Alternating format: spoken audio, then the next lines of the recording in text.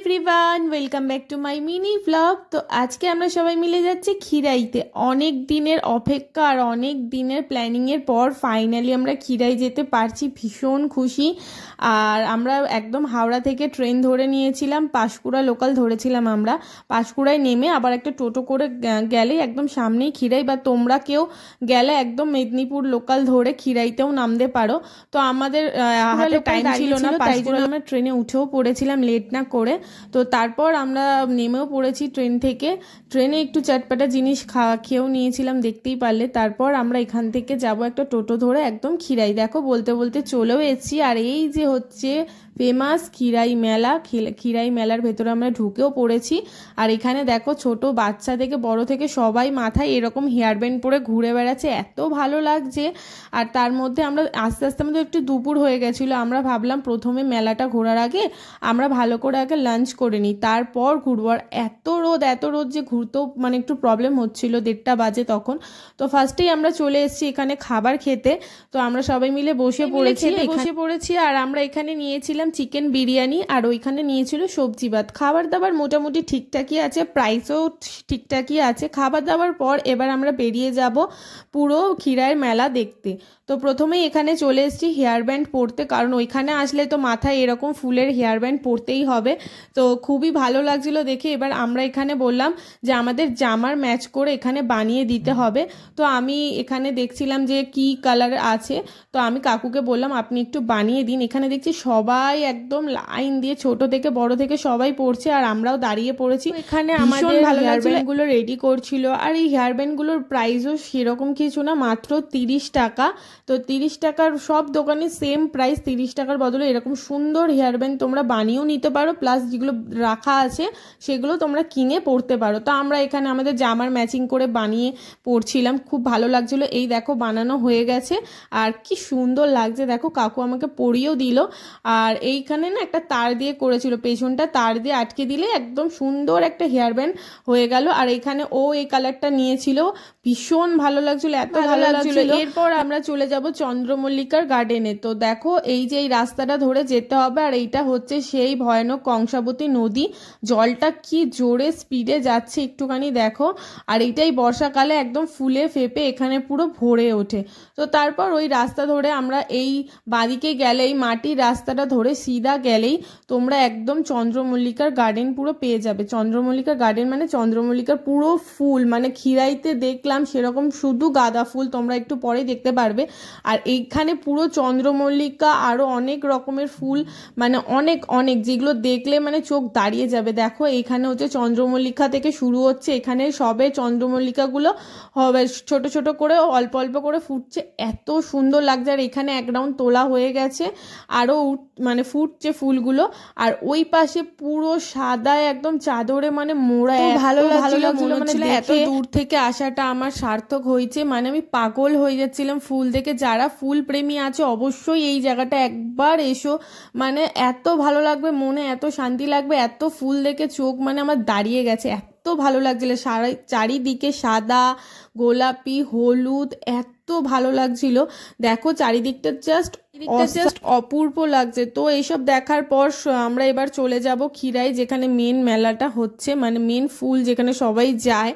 তো ওখানেই চলে যাব। রাস্তায় একটুখানি বসার জায়গা ছিল, আমরা এখানে সবাই মিলে একটু বসে টাইম স্পেন্ড করছিলাম। এরপর চলে যাব যেখানে মেলাটা হচ্ছে। তো চলো।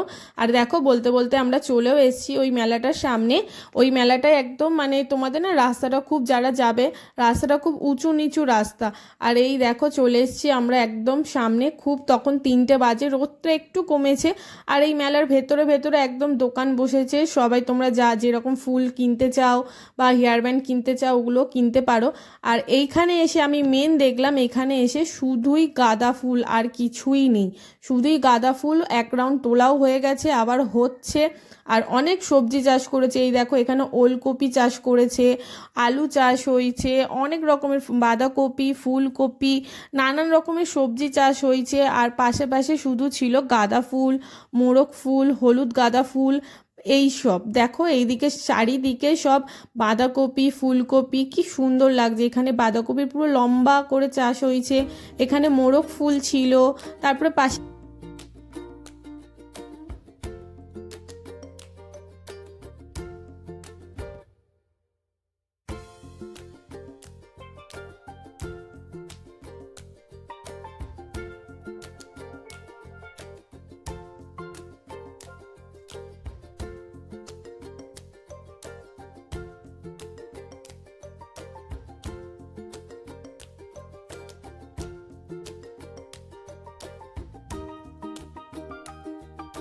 বাগানটা চারিদিকে ঘোরার সাথে সাথে আমরা দেখে নিচ্ছিলাম নানান রকমের ফুল, নানান রকমের সবজি। তারপর এই রাস্তাটা ধরে সরু দিকে চলে গেলে এই সামনেই দেখছি কতগুলো ছেলে এরকম সেলফি নিয়ে স্টিক নিয়ে বসেছে। এখানেও অনেকে উঠে খুব রিলস করছিল, আমার রিলসগুলো আছে, আমিও বানিয়েছি, সেটা তোমরা আমার ইনস্টাগ্রামে দেখতে পারবে। আর এইখানে চলে এসেছি আমরা বাঁধাকপি কিনতে। মাসি দেখছি এখানে বাঁধাকপি সবাইকে দিচ্ছিল, ভাবলাম দেশি কপি বাড়ির জন্য নিয়ে যাই। তো এই দেখো এইগুলো 2.5 টাকা করে আমরা কিনেছি, একদম ছোট ছোট দেশি কপি, খেতে খুব টেস্ট ছিল। 4টি বেগুনও কিনেছিলাম, সেটা তোমরা পরে দেখতে পারবে। বেগুন কিনিনি, বেগুন বাগান থেকে চুরি করেছিল। তো তারপর এখানে আমাদের 5টা বেজে গেছিলো, এবার আমাদের এখান থেকে বেরাতে হবে। তো এখানে লাস্ট দেখে নিয়ে পুরো ফুলের বাগানটা ভালো করে ঘুরে নিয়ে এবার আমরা এখান থেকে বেরিয়ে পড়ব, কারণ তারপর আমাদের ট্রেনে যেতে হবে অনেকটা রাস্তা। এখানে আমরা টোটোও ধরে নিয়েছিলাম সামনে থেকে, আমরা টোটো আমাদেরকে পাঁশকুড়া স্টেশনে নামিয়ে দেবে। তোমরা যেও এখানে আসো না কেন, খিরাই থেকে খুব ট্রেন কমই পাবে, পাঁশকুড়া স্টেশনেই তোমাদের ট্রেন যেতে হবে, পাঁশকুড়া থেকেই তোমরা ট্রেন পাবে। বলতে বলতে আমাদের ট্রেন চলেও এসছে, এরপর আমরা ট্রেনে উঠে পড়বো। আর এই ট্রেনটা এত লেট ছিল, 6:30টার সময় এসছিল, 6:30টার সময় ট্রেন ছেড়েছিল। আমাদের বাড়ি পৌঁছাতে পৌঁছাতে মানে ট্রেন হাওড়ায় নামিয়েছে আমাদেরকে 9:45, যেখানে 8:15-তে নামানো উচিত। এত লেট করেছে ট্রেনটা। তো আমরা তারপরে এখানে বসে পড়েছি। আর এসে দেখো, আমি বলছিলাম না এরা এখানে বেগুন চুরি করেছে, এই যে হচ্ছে বেগুন। আর 4টি আমরা ফুলকপি কিনেছি, অনেক ফুল নিয়েছি। তো এই হচ্ছে আমাদের আজকের মানে কালেকশন বলতে পারো। তারপরও এখানে বসেছিল, এখানে হাসাহাসি হচ্ছিল, এমন ট্রেনে হাওয়া দিয়েছে ওর মাথার ফুল খুলে উড়ে চলে গেছে। তো যাই হোক বেশ ভালোই কাটতে আমরা সময় কাটাতে কাটাতে ফাইনালি আমরা হাওড়ায় চলে এসেছি। আর এবার এখান থেকে আরেকটা আমরা এক্সপিরিয়েন্স করলাম, মানে এবার হাওড়া থেকে আমাদের বাড়িটা যাওয়াটা তো অনেকটা দূর, এবার আমরা ভাবলাম মেট্রো করে যাব। আর মেট্রো করে যাব মানে গঙ্গার নিচ থেকে যাব ফার্স্ট টাইম আমরা, মানে ভীষণ ভালো লাগছিল। আর এই চলে এসেছি একদম গঙ্গার নিচে, মানে মেট্রো স্টেশনে, খুব সুন্দর লাগছিল। ফার্স্ট টাইম এলাম, সবাই খুব এক্সাইটেড ছিল যে যাব মেট্রো করে গঙ্গার নিচ থেকে।